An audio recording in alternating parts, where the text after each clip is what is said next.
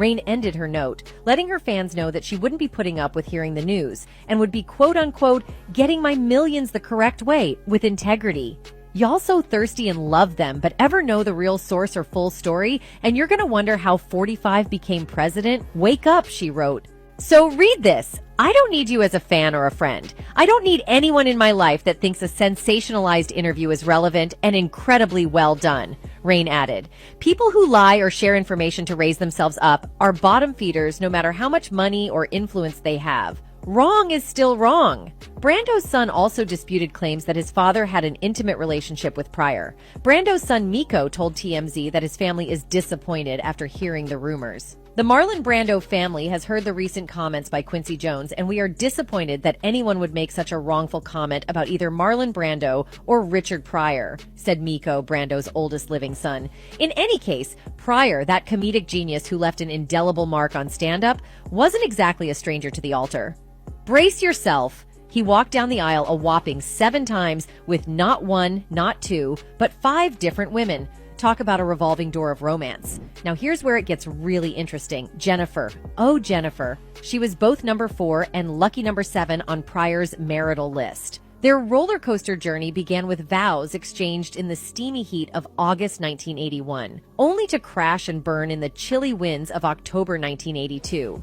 But wait, they weren't done yet. Fast forward to 2001, and boom, they were back in action, proving that love can be as unpredictable as Pryor's punchlines. Their on-again, off-again saga only concluded with Pryor's departure in 2005. And that's just the tip of the romantic iceberg for Pryor. He sure knew how to keep things spicy. Ever heard of his dalliances with the likes of Pam Grier and Margot Kidder? Yeah, he had a knack for picking intriguing co-stars in his off-screen escapades too. But wait for it. He even had a fling with a drag queen who apparently could give Josephine Baker a run for her money in the glamour department. The plot thickens when you realize that Pryor's she turned out to be a he.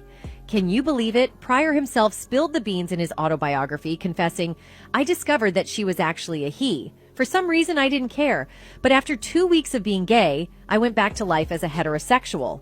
And then there's Brando, the epitome of Hollywood allure and acting brilliance. Behind those intense performances lay a man who had his fair share of love affairs and matrimony. Picture this, not 1, not 2, but a grand total of 3 trips down the aisle for Brando. But oh, his allure didn't stop there. With more girlfriends than one could count and a whopping 11 children, he knew how to keep life spicy, both on and off the screen. Now here's where things get even juicier. Brando, the man who practically defined charisma, was unabashedly open about his bisexuality. In a jaw-dropping interview with a French journalist in '76, he casually dropped the bombshell that homosexuality was all the rage and hardly newsworthy anymore. As if that wasn't enough to set tongues wagging, he slyly added, "Like a large number of men, I too have had homosexual experiences, and I am not ashamed. I have never paid much attention to what people think about me. But the icing on the cake? His nonchalant reaction to rumors linking him with the legendary Jack Nicholson. With a wink and a smirk, Brando brushed it off, saying, "If there is someone who is convinced that Jack Nicholson and I are lovers, may they continue to do so. I find it amusing." The man practically oozed charm and wit, leaving gossip mongers everywhere in a delightful frenzy. Meanwhile, fans have defended Pryor's actions, with one particular fan stating, "Even Pryor's wife said he was open about it. There's nothing wrong if people now know the truth. Maybe this will make some people more comfortable with themselves and their sexual orientation." A second fan added, "Richard Pryor used to say things like this in his comedy. People didn't believe it because it came off funny during stand-up." On the other hand, some fans are calling out Quincy and Jennifer for making claims about Pryor long after he passed on.